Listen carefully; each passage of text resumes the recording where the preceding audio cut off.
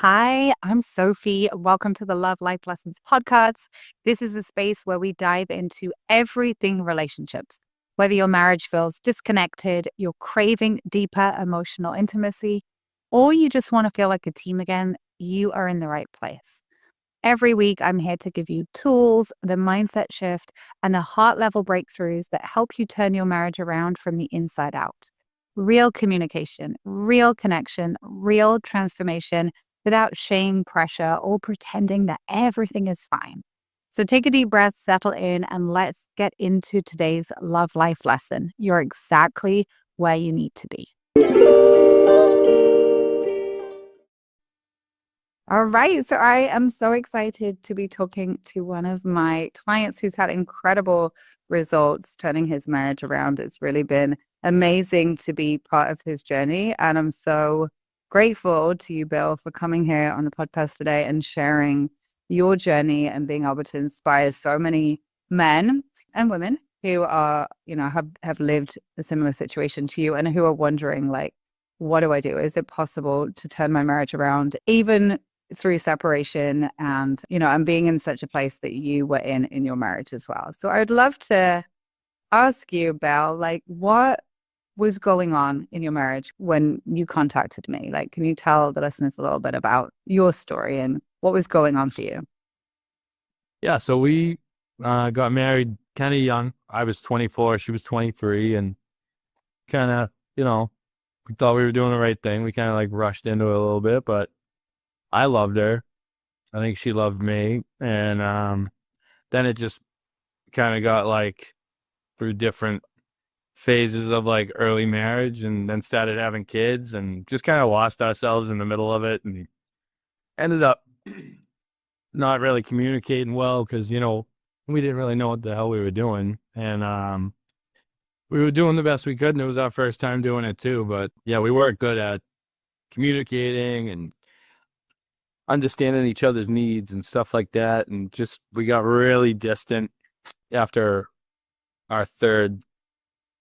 We got gradually worse, but after our third child, I feel like we got really far apart. And that's when my wife decided she was moving out, and that was that. And yeah, I didn't want that to happen, but got us to a better place now. So got to look at like the silver linings of the whole thing. And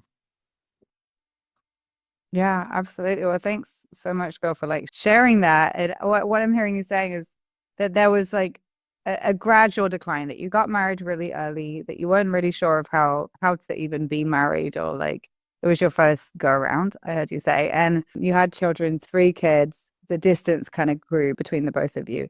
You said that you didn't communicate well. Can you elaborate on that? Like, what would it look like being in your home? so I think both of us, which I really didn't understand before I started with your program, was I didn't realize how much we were like hardwired from like how we grew up and the stuff my wife's parents and my parents are both like the worst examples to have for like a happy marriage. So we didn't know how to do it at all, but it would just be sarcastic responses and not, expressing what we wanted, what we needed, or even saying, I don't want to do this and just doing it and then being resentful for it later. So it was just, we sucked at it. We were just not good at it. And, but like I said, and I didn't realize it at the time, I would, in the middle of it, like if I was being resentful or she was, it would just be like a victim mindset kind of like, well, like why is she doing this? And I want to do that, but I wouldn't say anything, and then I would just get myself like more mad. And I kind of think that's where most of it stemmed from. And I can't speak for her, but I think it was pretty much the same thing where she wouldn't say what she wanted and would expect me to know what she wanted, and it was just a recipe for disaster. Yeah, absolutely. Was there ever a time that you thought like, oh, my marriage is bad. Like we can't keep going on like this. Yeah, so I think it was probably a year before my wife moved out, she had said that she wanted to separate and get divorced. And I was very immature in my response, but that's when I kind of had like the, you know what, like it is what it is, throw in the towel, like this is never gonna work out kind of mindset. And I said some things I shouldn't have said, but I'm kind of glad because it brought me to where I am now. So I can't like kick myself for saying what I said, you know? Yeah.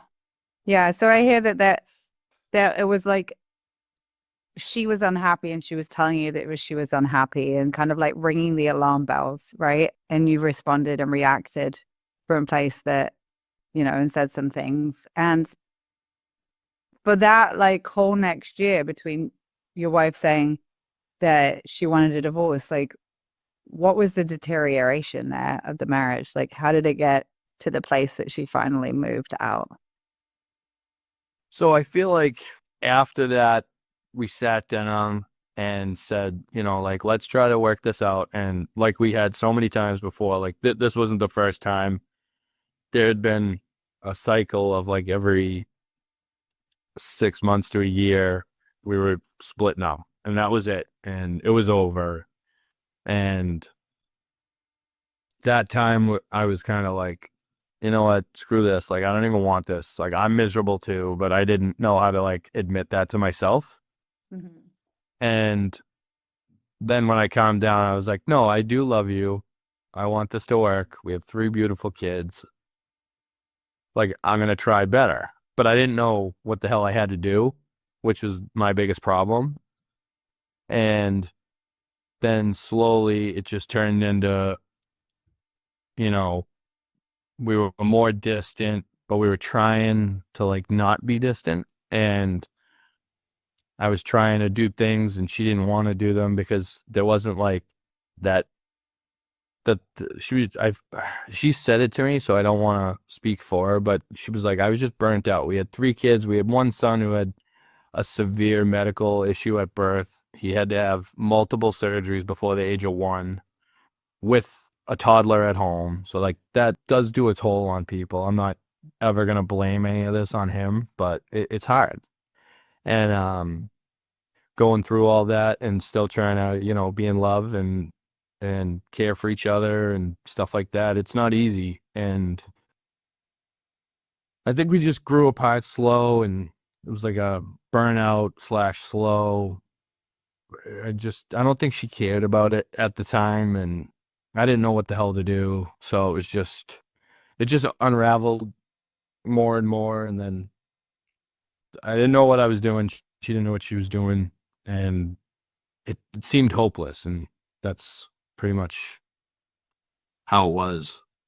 Yeah, yeah, it sounds really painful, and especially with young kids and having a baby that had to have all of these surgeries, like it sounds like it was a real challenge. Absolutely. And what were you feeling? Because I heard you saying that you didn't even know if you wanted the marriage at one point because you were so unhappy. Like, what did that look like on the day to day? Like, how were you feeling? I felt like I was just constantly getting criticized and I couldn't do anything right. And I was trying. I wasn't doing good. I'll admit that I wasn't doing good, but I was trying from what I knew. And it never felt like anything was good enough. And I got really deep into and I didn't realize it at the time, but I was getting really deep into this like victim mindset of like pity party me. Mhm. And then anytime anything was said, I'd be like, oh, here we go again. And nothing's ever good enough. And she doesn't even want this. So why am I bothering? So, like, you're not going to succeed if you're kind of have that mentality. So that's kind of like, I was like, just, I was stuck. I wasn't moving forward at all. So I felt like I couldn't win with myself, you know? So I didn't have I didn't have a leg to stand on really. I didn't know what I was doing. So I think Yeah. that's where the biggest fault was on my part. But we're only human. We only know what we're taught, and I wasn't taught right. I know that for sure. So Yeah. And no one teaches you like how to be married, you know, there's not like a course at school or a college. It's like you said, you get examples you get handed down from your parents and there's not a lot of widely available information. And so I heard you, saying that you felt stuck in your life. How was that affecting you? Like, did it affect you at work or physically? Like, Oh yeah, so I think I gained like 150 pounds, and I was always like a heavy set guy. Like I was never like a skinny guy growing up or anything, but I got up to like 385 pounds, and I was like, didn't even realize it happening. I was like miserable. I didn't want to do anything. I was depressed, but I didn't know I was depressed. And I just didn't care about anything. Like I love sports and I didn't want to watch sports. Like I love it. It's like a big part of my life is like baseball, hockey, football. I could not have cared less in that time from like maybe like 4 to 2 years ago. I couldn't sit down to watch a game. And I didn't keep up with it. Like even just checking scores, I was not myself is the best description for that I lost like who I was. It was just, yeah, it was a bad time. But yeah, gosh, absolutely. And it's incredible that you lost so much weight as well recently, right? You've lost all that. yeah, so it was when I kind of started the program with you was when it when it talked about in the first few modules, like, worrying about you and focusing on you. That's when I was like, you know what? Like, kind of like lit a fire under me of like, get back to who you are, forget everything else. And that's when I was like, you know what? I can go for a run. My schedule is like perfect for me to do these exercises. I ran 2 5Ks, which I'd never run anything more than home to first base in my life. So, that was a cool moment. And yeah, so I've lost 125 pounds over like 2 years. So I feel great. I can like play with my kids. I started helping my sons play hockey, which I could not get on a pair of skates at 385 pounds. The skates would not handle it, never mind my ankles. But yeah, it feels great. And it's kind of where I had to start getting back to me and then worry about everything else. Yeah, yeah, absolutely. Well, thank you for sharing that. It's such an inspiring story. And where was the point, that your wife moved out? She was like, I'm done. She left. What made you decide at that point to get out of the victim mode and to be like, I'm going to do something about this? Like, what made you decide that? Well, I was sitting at home and I had put the kids to bed. So like when my wife moved out, it made the most sense for me to stay home with the kids. And she needed her space because even if she stayed here, it would have been like bad memories and whatever. The only shot of success was for that to happen. So I was sitting here with the kids and I would be up. I wasn't sleeping at all. I was like miserable. I was like checking social media to see what she was doing or, um, no, there was even times like I took the kids in the car and like drove by to see if she was at her apartment or if she was out or whatever. I was going nuts and that's definitely not who I am. And I was like, the kids went to bed and I was sitting there one night and I was like, you know what? Like, screw this. Like, if this is how it's going to be, it's not going to be because I didn't try my absolute best. And that's when I started like researching different programs and came across yours. And that's when I did like a bunch of research and I was like, all right, this is the place for me, kind of where, if I'm going to give it 100%, and that's another thing. I had thought that I was giving my life and marriage 100%, and I was not. But it was like I had to get to a place of if this is how it's going to be, it's not going to be because I didn't try my absolute best for my wife, my kids, and myself. And if it doesn't work out, then I can go to sleep at night knowing that I gave it everything I had. And if it doesn't work, it doesn't work. But it won't be for a lack of trying. that's how I got to finding you and getting to work. And that's really like the mentality I had when I started, of being able to, and I say it all the time to like anybody else that I talk to in like the group calls and stuff, is like, if you're starting out, you need to like put both arms out and just dive head first into it. Like, it doesn't work if you dip your toe in and come back out. You have to like do a head first cannonball into the program and kind of like surrender everything you've thought. If you're gonna do it, you can do it, but you have to like just dive in and like trust in the process and like yourself, and like just kind of like give it everything you got. And you can't give anything everything you got if you don't dive into it. Yeah, absolutely. I love that. I love that. And I think that what you did was that, Bill. Like you just dove in, like you showed up on group calls, even if you were working at night, like you were super active. You did all of the things and you followed all of the steps. What was the first big shift that you have that when you joined the program and you're like, oh, like maybe this is working? When I got to a point of, like I said before, like I was checking her social media, I was like wicked anxious that I was going to lose her all the time. And I was so caught up in like keeping her, I guess.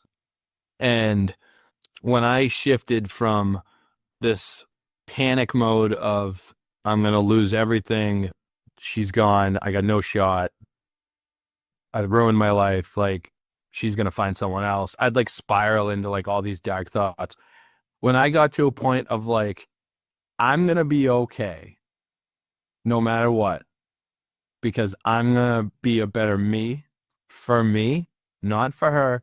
Every time that we tried to repair our relationship on our own in the past, like there was a year into our marriage, she moved out and we came back together. We separated a couple other times where I moved out, came back together. Every time we came back together, we did love each other. We wanted it to work, but I wasn't doing it for the right reasons and she wasn't doing it for the right reasons. This time I did it for me, to be the best version of me. And that's what shifted everything else into place. Because I kind of got to a point of like, if she's not at her apartment and she's out with her friends, okay. All right. It is what it is. Doesn't affect me right now. I still went for a run.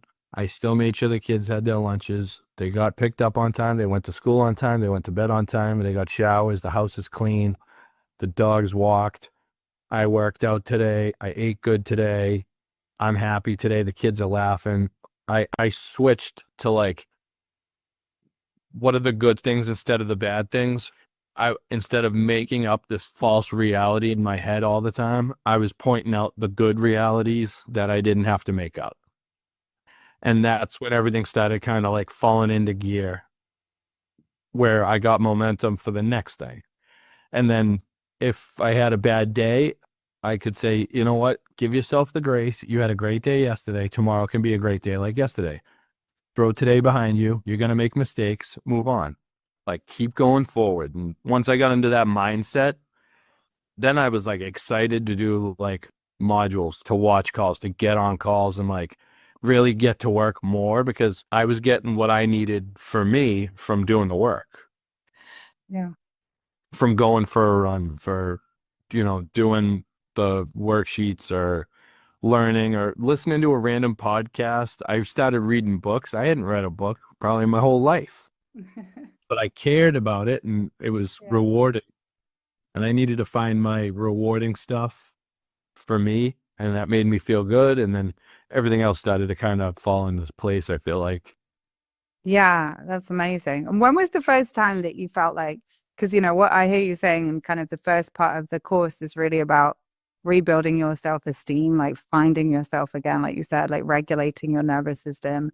What was the first time that you're like, this is changing how she's interacting with me? Like, when was the first time you saw that show up in your marriage? I think probably when that I felt her feel that I wasn't anxious, where if she said like, you know, if I knew she was off for the day and she wasn't going to come over to see the kids, that means I didn't get to see her. So in the past, when she was already moved out, I'd be like, "Are you coming to see the boys?" But it was really because I wanted to see her. Yeah. Then once I started getting more confident and comfortable and secure, I didn't ask if she was coming over. And then she'd say, "Can I come over and see the boys?" Sure, I'm going to go out for a run. That'd be helpful to me. And then there was no like anxious vibe from me. It was like, yeah, sure. If you want to come over, like I'm going to go. I got a bunch of errands to run. Like I'll do that. And it was kind of like, I don't want to say, I don't want it to sound manipulative, but it was like, it was almost like I gave up a vibe. Like it didn't matter. It wasn't affecting me, but that's not the right wording.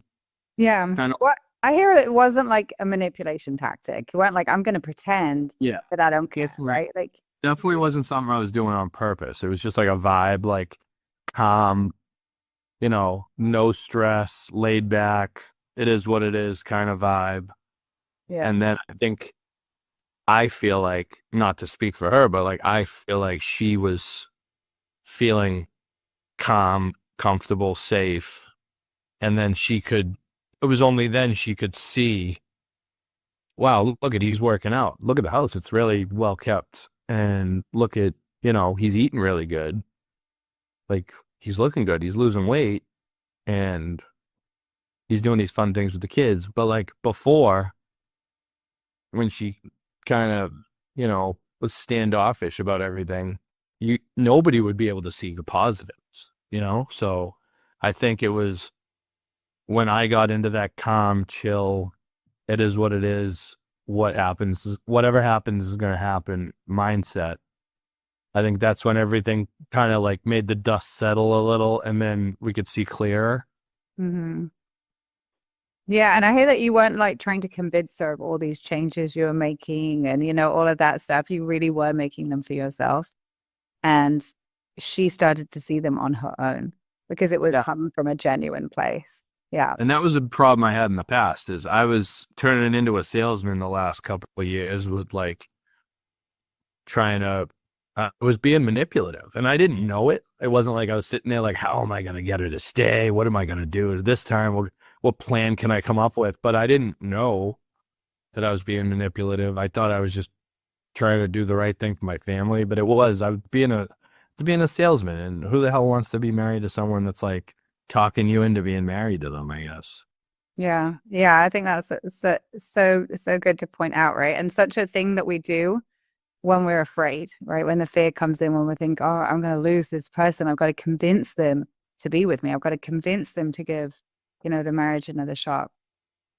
And so inside of the program, what did you find like the most, like what was your biggest like aha moment that you had about what you had been doing and like, or things that shifted for you and changed you? So I think I can't go through this without shouting out the post-it notes, but the little sayings were so helpful to remind me in real time the things that I learned in the program. So like getting stuck in the weeds, that was my biggest problem. Was I would think, one bad thing would happen and then it would be like quicksand where I'd be, you know, oh, well, this is never going to work because this and like, oh, I just suck and this and that and just go deeper and deeper and deeper. And then like, there were times where things were said where it was bait and don't take the bait was like, I think that was the first one. And I had the post-it notes all around my computer screen. And whenever I would do any work or at night or pay bills, that's all I saw was these different color post-it notes. And it was almost like it like ingrained it into me a little bit where like in real time, even with not in my relationship, in like work, in my communicating with my parents, with friends, it was like somebody would say something where before I would like snap and like totally take the bait and like run with drama. And now I'm like, no, I'm good. Like, oh yeah, that happened. Oh, cool. Okay. Yeah, that's incredible. And I know that you did some of the somatic calls that we have with our coach Nuala. Do you mind sharing like how that was, that those experiences of doing those calls? Because I think you did some of those, right? Oh, the first call I did, I that was a major, that was one of the biggest shifts. I'm really glad you brought it up. So I was at like a really bad point where I was already nose dove into the program and things were just like I was in a dark place still and I was trying to like stay positive and like change like my mentality and how I am and I was having a hard time with it and I didn't know why and I was like, you know what, like if I'm gonna do it and I'm like construction worker, sports guy, jock, not a big, talk about my feelings or like tried new things. Like that's just not who I was. I'll say that who I was. And I was like, you know what? If I'm gonna do this, I gotta try everything. So I did the call with Nuala. I did the tapping, and at first I was like, what the hell are they doing? Like I wasn't involved. I was just watching how it worked. And then she was like, do you want to try it? And I was like, I said I was gonna give it everything I got, so I gotta do it to myself. And I did it, and she was like, asked me a bunch of questions, which I didn't even really know how it worked yet. She asked me a bunch of questions and took some notes, and she was like, all right, start tapping. And I went through and she started asking me questions, and I just burst out crying. Mm. And I'm not a crier, I'll put it that way. Like sports, no crying in baseball, construction, like that's not really a thing for me. And I just it was like a volcano. Like any of the girls that were on the call were all crying. It was like, and then I just had like this huge weight off my shoulders because in the end, she was like, keep going, keep tapping. And then she was like, you're a good man, you're a good dad, you're a good person. And it was like, it brought me way down and I could like see everything clearer and I could get to work harder. And it was crazy. And then it was like every time she had one, I was like, yep, I'll go. I'll go pray. Yeah, And I love it. It sounds it like was she more like, released a lot of like pain and shame and guilt and oh yeah, those it was, things that you were carrying. yeah, like stuff from when I was a kid to like telling me it's okay. Like I didn't know what the hell I was doing to like give myself the grace of like, you're human. This is your first time. Like you got to don't be so hard on yourself. And like that first I always call it like a volcano, even like to anyone else in the class.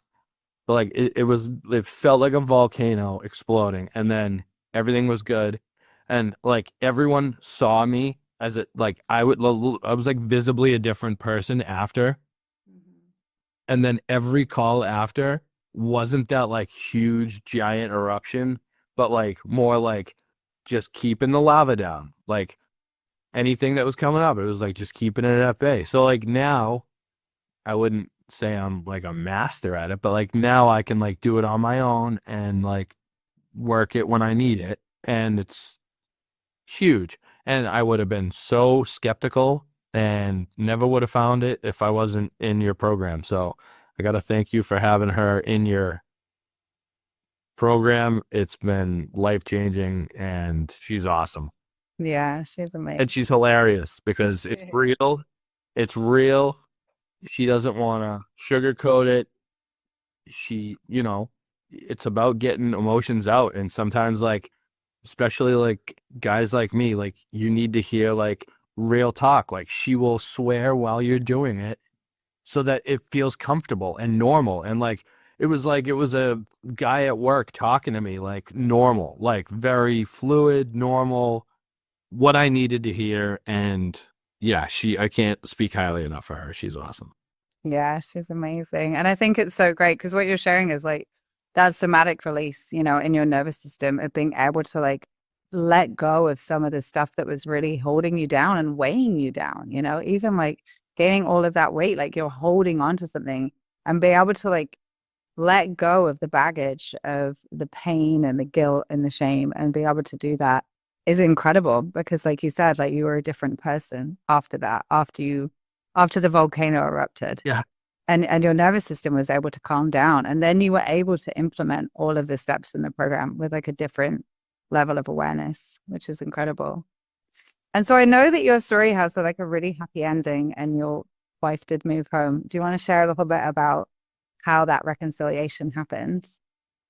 Yeah. So it wasn't like a overnight fix, I'll say. There was we had strung together a couple, really good days, and then they turned into good weeks, but we were still apart. And I was, I was very grounded. I kind of wasn't asking her to move home. And there was one day where she was like, "Well, what do you want from this?" And I was like, "I just want to take you out on a date. Like, let's just start over." But like we've said it before, like, no, let's start over. We can do better. But like this time, like really start over and like forget everything and like get into it. And she was like, "Yeah, someday, someday." And I was like, "Okay." And I left it at that. And then there was something else, you know, oh, we had to go somewhere that we didn't have a choice to go together. And I just made it fun. Like I wanted to have fun. So I had fun. And then I think she had fun because I was having a good time. And then I said, all right, well, I'm going here for dinner by myself. You want to come?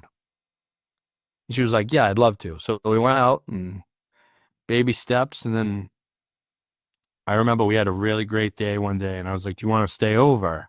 And she was like, no. And I was like, okay, I'll see you tomorrow. Like totally not like, oh no, did I screw up? What's going to happen? Am I going to lose? I was like, all right, I'll see you tomorrow. Have a good night. And I think that was like amplified it. And then she started staying over and things were going really, really good. And I was like, all right, are you staying here or are you going there? Like when the kids went to bed, and she was like, I'm going to go there. I was like, okay. And then we went out around Christmas Eve. We have a tradition to go out to dinner with just the two of us before all the madness of kids and family and everything. It's nice. And I was like, hey, I made a reservation at the place. I'm gonna go alone, or you can come. It's up to you. And she's like, I'd love to go. We went after dinner. She said, I'm thinking about moving home. What do you think? And I was like, I'd love you to move home. So I think it was like a week or two after that, I went to her apartment for the first time and helped her move everything out or move in. And I don't want to say this is, Cinderella since she's moved home, but it's been really good. And there's been conflicts and we've figured it out. And even yesterday, like we had a tough day. We got through it. Today's a great day, better day. I love her. She loves me. We're doing the best we can and trying to make tomorrow better than yesterday. And I think she's on her journey. I'm worried about my journey and just trying to be able to hold space for what she's feeling and implement all the things I learned from you and Stephanie and Sadaf, um, learning all these things and implementing them every day and knowing that there's going to be days where I mess up, but not letting him pile up and remembering what I learned. Because that's only realistic. Everyone's human. You're not going to be perfect every day. And remembering to get back to where I want to be is what's making a difference, I think. Yeah, absolutely. Well, Bill, I'm so happy for you, and it's so incredible, and it really is like the work that you put in and the commitment that you made to yourself to take that leap, right? To like get out of the victim mindset and just be like, I'm going to do everything that I can do in my power to be the best version of me. And I think it's incredible because you threw yourself into that program, and things are incredible. What a turnaround. So amazing. What would you say to a man in your shoes whose wife has asked for a divorce, who's moved out, who feels like it's done, it's hopeless. Now she's moved out. there's no hope for me or my marriage. What would you say directly to that man? The number one thing I would probably tell them is no matter what happens, if you try to be the best you, you're going to be okay for you. And if you have kids, for your kids. The most important mindset shift that I had to make, that I'm trying to coin to take credit for, is what would you, in the situation you're in, what would you tell your son to do if he was in your shoes? So I have 3 sons. I pictured one of my sons telling me everything I'm dealing with as if it was him and say, Dad, what do you think I should do? Knowing what I know, I would tell them, what happens out of your control is out of your control. If you put in all the effort for yourself, you cannot lose. You're going to do good for yourself. And if everything works out, then it works out. But you still did the work to be the best version of you, for your kids, for your friends, and you're going to be okay. And it wasn't until then that I could be a better version of myself. And that's how I successfully became a better person. And that's, I feel like, what brought my wife back to me and to my kids and my family back together. If you're focused on the negatives and the what ifs that you don't know and you're making up, then they're going to come true. But if you can focus on the what ifs that are positive and that you want to come true, they could come true too. You don't know. So that's what I would say to anyone in my situation. So good. So good. So inspiring. I know you're going to inspire so many people with your story. And I'm so grateful that you spent the time today to come and talk to me. And you have such an incredible story. And I'm just so inspired by you and all the work that you've done and continuing to do. And just what a positive person that you are in the program too, and how you cheer other men on, and just like your contribution is amazing too. So I really appreciate you being here and sharing your story with the listeners. Thank you so much. Absolutely. I'm happy to be here and hope it helps anybody that it can affect. And I wish that I had something like this when I was starting out. So I'm always up to help whoever's going through it. And you got this, and give it everything you got. Thank you so much. Thank you so much for joining me for today's Love Life lesson. If this episode spoke to you, if it opened something in your heart, or if you're ready to create deeper connection in your marriage, make sure to follow the show so you never miss an episode. And if you want to take this work further, you will find resources, programs, and next steps waiting for you in the show notes. I'm rooting for you. I believe in you and I believe in your relationship, and I will see you in the next episode.